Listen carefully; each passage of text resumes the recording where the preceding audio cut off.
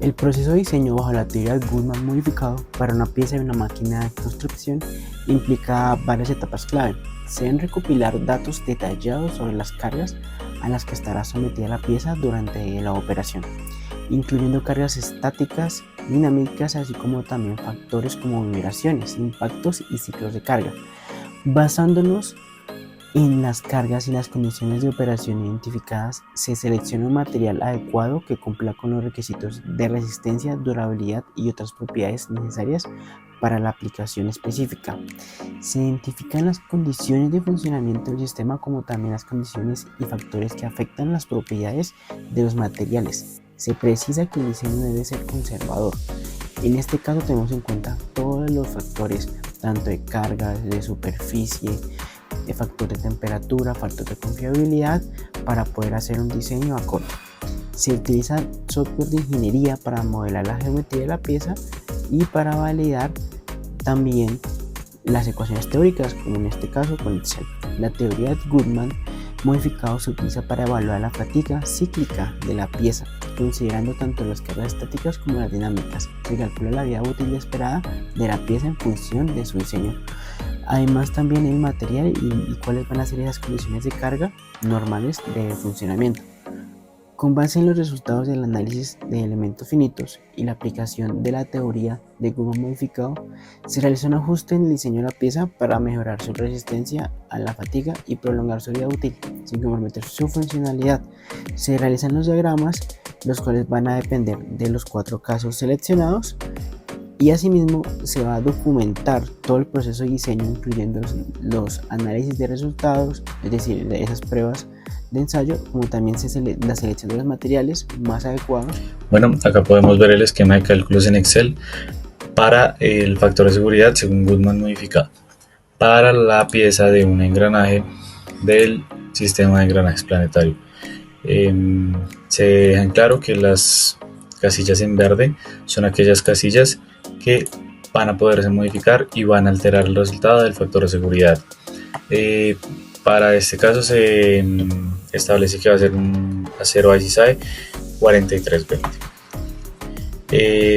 Al realizar los cálculos tanto del material como la geometría, como determinar los concentradores de esfuerzo y los factores que alteran la fatiga, vamos a tener un cálculo de la resistencia a la fatiga, que da 100.28 megapascales, y la misma resistencia a la fatiga teniendo en cuenta el factor de concentradores de esfuerzos. Una vez tenidos estos cálculos, podemos empezar a realizar los cálculos que se relacionan con Goodman modificado hasta obtener un sigma alternante y un sigma medio. Con esto se puede graficar un punto de carga y pues vamos a tener como una primera imagen de lo que sería el diagrama de Goodman modificado para un factor de seguridad promedio de 5.21.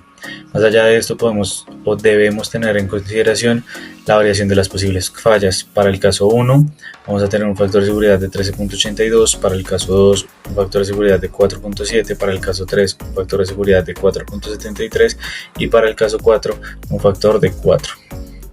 Y por último podemos evidenciar el diagrama de Goodman modificado junto con sus variaciones o con sus posibles casos de falla. Buen día, acá encontramos el Excel de los cálculos de la plumilla.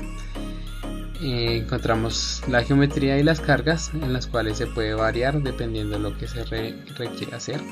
El material que se empleó fue un acero AR400 con un límite a la fluencia de 965,2, una última tensión de 1318 megapascales. En los cálculos sacamos un sigma y un tau de 18,71 y 72,54 megapascales. También se halló un tau máximo y un sigma promedio.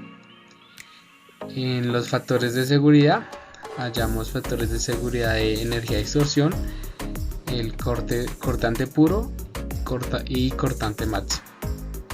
Ya continuamos con el cálculo de la resistencia a la fatiga. Ahora tuvimos una resistencia a la fatiga sin corregir de 659, un factor de superficie de 0,65, un factor de tamaño de 0,806, un factor de carga de 0,92, factor de temperatura de 1, un factor de confiabilidad de 0,86 y por último una resistencia a la fatiga corregida de 276,4. Encontramos ya los cálculos para el diagrama de Goodman y también hallamos los sigma alternante y sigma medio. Después calculamos el esfuerzo, el factor de seguridad con Goodman modificado, que nos da 1,7.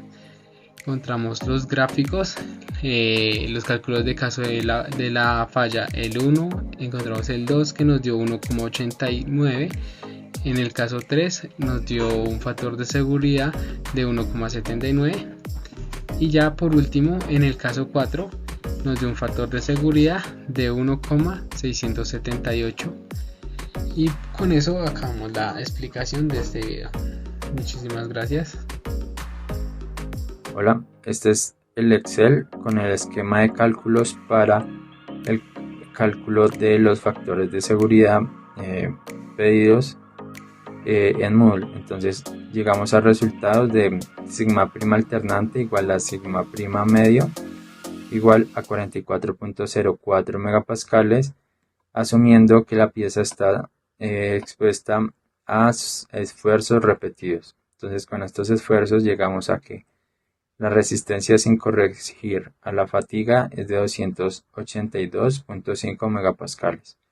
La resistencia corregida a la fatiga es de 122.48 megapascales y con estos esfuerzos calculamos el diagrama de Goodman mostrado acá en el Excel.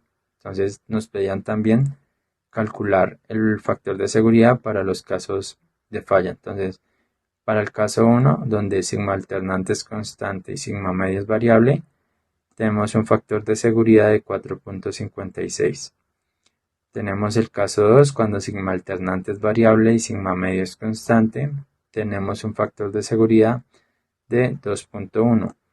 Y para el caso 4, cuando sigma alternante y sigma medio varían de manera independiente, tenemos un factor de seguridad de 2.08. Estos factores de seguridad se calculan mediante las distancias de los segmentos. Además, se calcula el factor de seguridad haciendo uso de los esfuerzos calculados en el Excel y se calcula también mediante el caso 3, que es la razón constante entre sigma alternante y sigma medio, y nos da el resultado sigma factor de seguridad igual a 2.29, que es igual al calculado con los esfuerzos calculados. Bueno, tenemos que tener en cuenta que la máquina está diseñada y construida en conjunto. Por ende, es lógico concluir que vamos a tener una diferencia entre los factores de seguridad de cada pieza. Ahora le voy a pasar el báculo de poder a mi compañero. Ahora bien, ahora que tengo este báculo de poder, vamos a explicar el por qué no es lo mismo el perforar un ladrillo como este, es un material, a pesar de que es duro, es frágil, a un material como por ejemplo podemos ver acá, como lo son las rocas. En este caso el suelo siempre tiende a tener diferentes tipos de minerales y la mayoría de veces el suelo que contiene un mayor porcentaje de arcilla tiende a ser pues, más difícil de perforar. Por eso mismo en nuestro caso, a la hora de utilizar pues, la plumilla, en nuestro caso, como la broca, pues en este caso tiene que ser de un material especializado que aguante esos esfuerzos generados a la hora de perforar diferentes tipos de roca.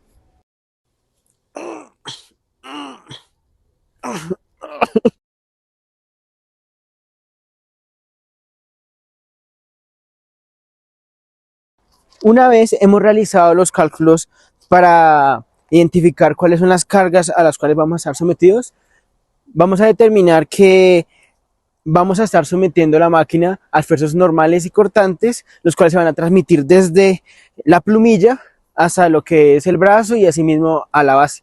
Por lo tanto, vamos a estar sometiendo nuestra máquina general a vibraciones, las cuales van a depender de la dureza de las piedras, las cuales, como ya hemos dicho, pues pueden ser muy variables. A contar con ayudas como libros de referencia, digamos el libro de diseño de materiales de Norton, del cual se sacaron varias ecuaciones y pues también se destaca la gran ayuda que es hacer uso de software como Excel para automatizar los cálculos.